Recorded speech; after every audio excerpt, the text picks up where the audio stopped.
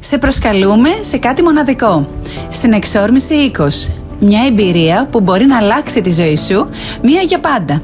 Μετά την ολοκλήρωση της διανομής 1,5 εκατομμυρίου κενών διαθηκών στη Δημοτική, η αποστολή μας συνεχίζεται. Βγαίνουμε στους δρόμους και στα σοκάκια σε όλη την Ελλάδα. Περπατάμε σε πόλεις και χωριά, μιλάμε με ανθρώπους, συζητάμε σε καφετέριες και φούρνους, ακούμε τις ανησυχίες τους, τις ιστορίες τους, την καθημερινότητά τους.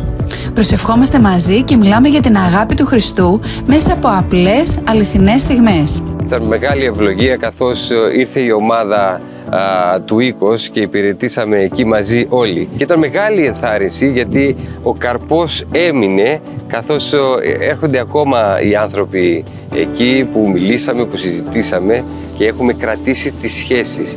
Από 3 έως 11 Ιουλίου σε προσκαλούμε να ζήσεις μια εβδομάδα με νέες εμπειρίες και καινούργιες φιλίες. Ξεκινάμε όλοι μαζί από το Πόρτο Άστρο για προετοιμασία, μαθητεία και προσευχή. Και μετά χωριζόμαστε σε μικρές ομάδες και φεύγουμε. Κάθε ταξίδι είναι ξεχωριστό, κάθε μέρα διαφορετική και κάθε συνάντηση μοναδική. Άνθρωποι ακούν για το Χριστό και παίρνουν αποφάσεις ζωής. Προσευχόμαστε μαζί τους, θεραπεύονται, γεμίζουν χαρά γιατί βρίσκουν το αληθινό νόημα. Και παράλληλα στεκόμαστε δίπλα σε πιστούς που είναι απομονωμένοι και αναζητούν ένα χέρι βοηθείας. Λέγομαι Απόστολος και είμαι από τις Σέρρες. Ήμουνα στην πλατεία των Σερών όπου έκανα παρέα με τους φίλους μου. Εκεί μια μέρα ήρθε ο Κώστας, ο Τζόναθαν και μας μίλησαν για τη δύναμη του Χριστού.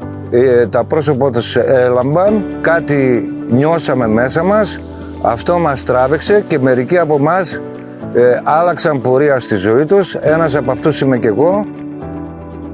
Έλα να το ζήσεις από κοντά. Έλα όποια και αν είναι η ηλικία σου. Έλα μόνος ή με την παρέα σου. Το μόνο που χρειάζεται είναι να είσαι παρόν. Διάλεξε ελεύθερα το μέρος που θα πας, ίσως ακόμη και τον τόπο καταγωγής σου. Σε περιμένουμε στο Οίκος 2026. Κλείσε τη θέση σου τώρα.